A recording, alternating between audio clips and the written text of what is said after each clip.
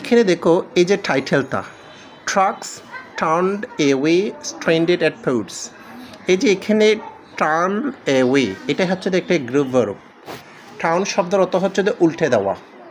যখন টার্নের পরে যখন অন যুক্ত করা হয় তখন এটার অর্থ হচ্ছে যে চালু করা। যেমন টার্ন ইনটু, টার্নের পরে যখন ইনটু হয় তখন এটা রূপান্তর করা।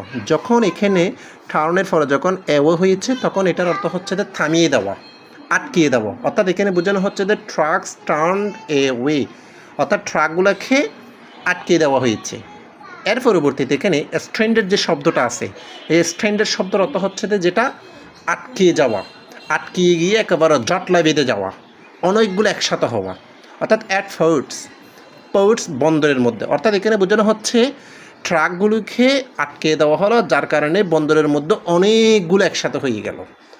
এখানে দেখো এই যে টাইটেলটা, trucks turned away stranded at ports.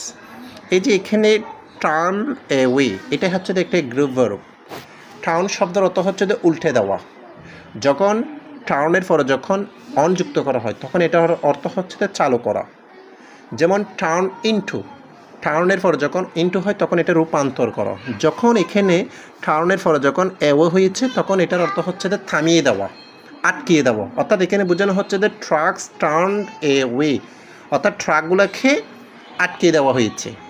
এর পরবর্তীতে এখানে স্ট্রেন্ডের যে শব্দটা আছে, এই স্ট্রেন্ডের শব্দের অর্থ হচ্ছে যে যেটা আটকিয়ে যাওয়া, আটকিয়ে গিয়ে একেবারে জটলায় বেঁধে যাওয়া, অনেকগুলো একসাথে হওয়া।